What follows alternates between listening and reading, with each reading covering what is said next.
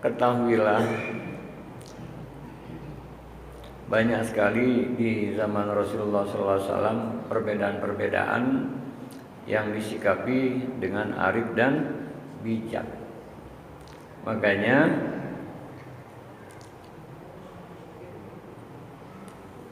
ketika semua berputar-putar pada ilmu dan dalil, dia tidak masuk ke dalam relung kolbu.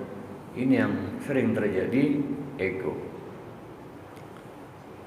Kenapa Rasulullah diludahi kok diam saja? Kenapa Rasulullah SAW benar, prinsipnya benar bahwa agama Allah ditimpuki di Taif, ya Allah, padahal malaikat-malaikat mau hancurkan. Jangan. La tadi, fa innahum la ya'lamun. Masuknya ke sini. Artinya kalau pakai dalil semata, wah diajak bener nggak mau, libas sikat, tidak. Makanya perbedaan-perbedaan dia harus berpikir melingkar. Persoalannya, kenapa orang berbeda sering bertikai? Karena biasanya perbedaan itu dipengaruhi pertama sudut pandang. Yang kedua, referensi bacaan, kitab-kitab yang dia pegang. Yang ketiga, pengalaman-pengalaman. Enggak, pengalaman saya sih begini. Baru yang berikutnya adalah faktor kepentingan. Faktor kepentingan. Sama-sama melihat Istiqlal bisa ribut tuh. Yang satu cuma ngelihat datang ke Istiqlal dari katedral, melihatnya dari depan katedral. Yang satu melihatnya dari Pertamina. Yang satu melihatnya dari Juanda. Yang satu melihatnya dari istana. Wah, Istiqlal tuh gini menaranya. Salah kamu, gambarnya nggak begini. Kata yang dari katedral, enggak gini-gini. Tapi yang melingkar tuh, yang melingkar, dia putar semua. Semuanya betul nggak? Banyakan baru satu kitab, dua kitab, referensinya ini, gurunya ini. Nggak bijak. Udah. Ribut tuh, padahal betul semuanya. Sama-sama semangka, dibelah-belah. Aku loh yang semangka. Tidak, aku semangka. Padahal kalau digabung sama-sama semangka. Lain lagi kalau durian mengaku semangka atau duku jeruk ngaku semangka. Ini baru sudah keluar dari jalur keislaman. Tapi kalau cuma perbedaan sisi-sisi, apalagi kalau udah ada kepentingan, wah. Ya. Jadi caranya bagaimana? Kita ketahuilah Rasul sallallahu alaihi wasallam, "Qul innama ana basyarum mislukum yuha ilai annama ilahukum ilahu wahid." Katakan ya Rasulullah, sama aku manusia. Manusianya tuh contoh Rasulullah. Tapi batiniahnya itulah nur Rasulullah sallallahu alaihi wasallam. Innama bu'istu liutammima makarimal akhlak. Kadang-kadang yang dikedepankan kepentingan, yang dikedepankan ilmunya, yang dikedepankan egonya, yang dikedepankan ini nggak bisa, ini bid'ah, oh ini salah, ini salah.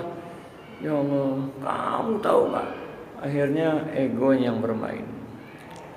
Ya, nah jadi kalau duduk bersama, makanya sesungguhnya Imam Maliki, Imam Hambali, Imam Syafi'i, Imam Hanafi itu rukun-rukun saja.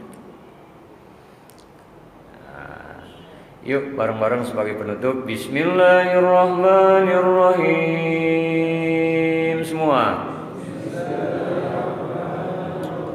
Yu'til hikmata man yasha wa man yu'tal hikmata faqad utiya khairan katsira. Yu'til hikmata may yasha. Allah memberikan hikmah kepada yang dikehendakinya. Wa may yu'tal hikmah, siapa yang diberikan hikmah, faqad utiya khairan katsira, sungguh dia telah diberikan kebaikan yang melimpah ruah banyaknya. Saudara-saudara sekalian, di atas ilmu hikmah, makanya luar biasa Pancasila. Pertama, ketuhanan, tauhid. Yang kedua, apa? Kemanusiaan, adil, beradab, berakhlak. Baru watasimu tadi itu persatuan. Kalau ada perbedaan apa semuanya, kerakyatan yang dipimpin oleh hikmah, kebijaksanaan dalam permusyawarah dan hikmah. Di atas ilmu hikmah. Jadi jawaban sederhananya, jangan jadikan panglima kita adalah akal kita. Apalagi kalau akal sudah bersahabat dengan ego alias nafsu, jadikan panglima adalah hati kita. Untuk itu, sebagai penutup, kita dalam beragama harus positive thinking, positive feeling, positive motivation. Apa itu positive thinking? Kalau melihat orang luar biasa, banyak tatonya, aduh, mabuk-mabukan, tetap kita positive thinking. Siapa tahu suatu saat dia taubat, dia lebih alim dari kita, dia lebih hebat tahajudnya. Itu namanya positive thinking. Ya, kita melihat orang sholat nggak benar, wudunya meletetan nih, gini. Siapa tahu memang dia baru taubat, nanti lambat laun hatinya lebih bersih dari kita. Jadi bersih Pak, nggak menodai hati kita. Positive feeling, rasa. Gak bisa tidak, ala bidzikrillah tatmainnul qulub. Dengan ingat pada Allah kita jadi tentram. Allah saja masih beri dia. Yang gak suka Allah dikasih rezeki gak? Yang kafir dikasih rezeki, yang munafik dikasih rezeki. Kok kita yang sudah seolah-olah ini calon neraka, aduh, rusak.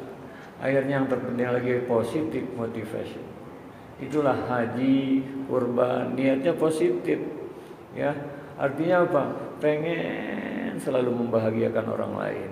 Ciri waliullah, ciri kekasih Allah, dia senantiasa bersifat dermawan, kasih sayang, dan lapang dada, tiada dengki, dendam, hasad, hasud. Kalau beragama seperti itu nikmat. Monggo silahkan kamu pahamnya seperti ini, tapi tetap bersahabat. Wah, nikmat, itulah Islam yang rahmatan lil alamin. Amin ya.